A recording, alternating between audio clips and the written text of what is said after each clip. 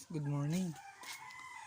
Sa ngayon busy tayo dito sa bahay dahil naglilinis tayo dahil walang gala ngayon si vlogger nagala.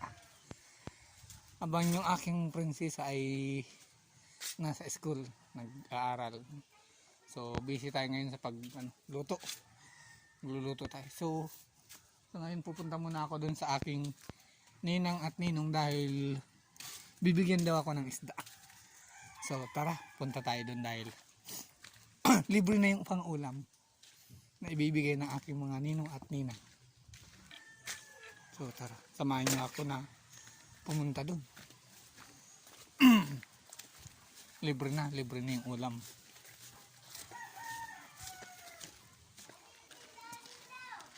Punta natin yung ibibigay ng isda. So daan tayo dito sa mga nagmumartes muna.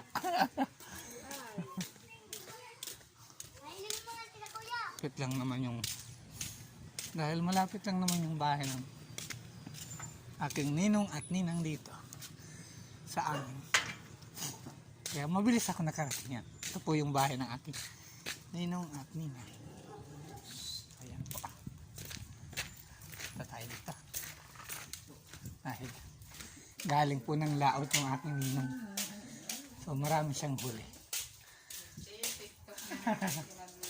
Yan, ay! Yan. Ito po yung isda ng aking ninong na nahuli. So busy yung aking ninong at ninang sa pagbiyak ng isda. Yun. Nagbablog na naman ninyo. Ito nga po pala yung mga huling isda ng aking mga ninong. So guys, yan. Biniyak na po ng aking ninang dahil para maibilad. Yun. Diba? Dami.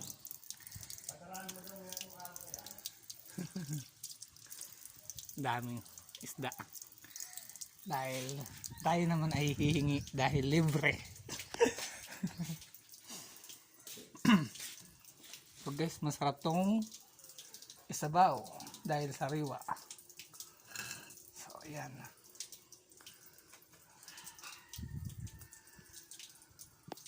So yan, nakapagluto na po yung aking ninong ng kanyang nahuli na alupihang dagat. Kung tawag po dito sa amin ay kamuntaha. May kasama po siya mga kasag yun. Sobrang tataba po. Ayan, makita nyo po.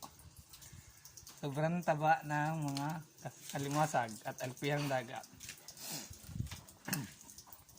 Kaya dito po sa amin sa probinsya ay madaling libre lang yung pang-ulam. Lalo na pag mga kilala mong bahay katabi yan. Kakain na nga po pala yung aking ninong. Yan nga tigang dahil lang sa Bicol. Yan po. Sobrang dami ng ulam. Sira, sana. Yun nga lang po. Bawal to sa mga high blood. So yan guys, oh. Sobrang sarap ng kain ng aking ninong. Kaya yung may mga high blood po dyan, wag po kayong kakain ng sobra nito. Kung ayaw nyong maaga ang inyong buhay. Dahil sa sobrang paghirap po dito sa amin, ito na lang po yung laging ulam dito. Alupihang dagat, alimasag. May minsan po extra pa ng hipon.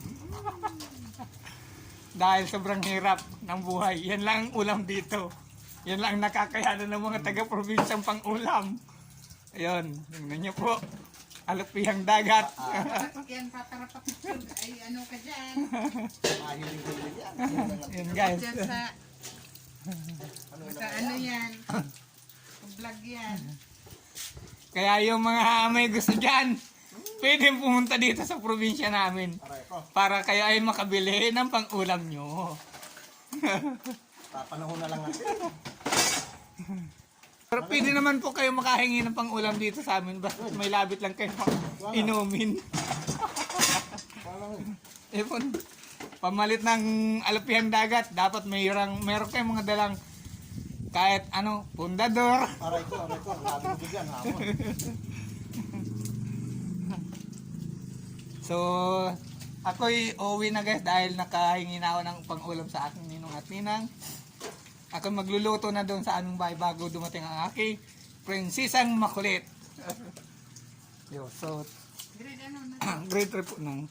Ayan, may extra pang saging dito, hinog na ano. Nakakasabit lang dito sa tabi. Ganyan dito sa probinsya. So yan, sabi ko naman po sa inyo, walking distance lang po yung bahay ng aking ninong sa bahay namin. Kaya yung pagkuha ng ulam, madali lang. Malapit lang po. So sa ngayon, magluluto tayo ng sinigang na isda para sa tanghalian. So yun. Samahan nyo ako magluto ng isda. So guys, andito na nga tayo sa bahay. Ngayon ay maglililinis. Andito na po yung pinili ng aking ninong at ninang na isda.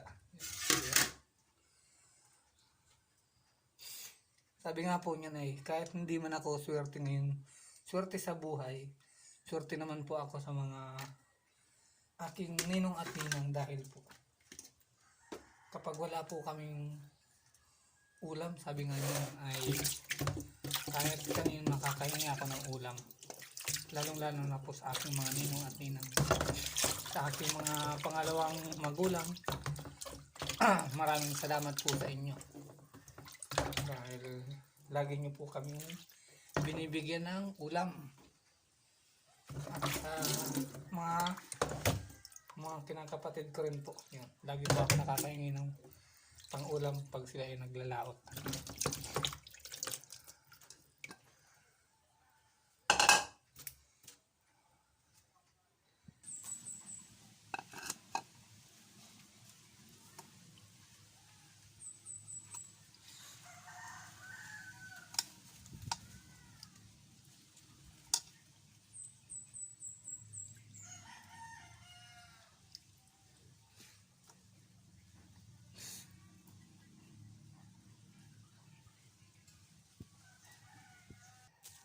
So, yan nga po guys. So, yan. Luto na yung ating sinigang na isda. Yan.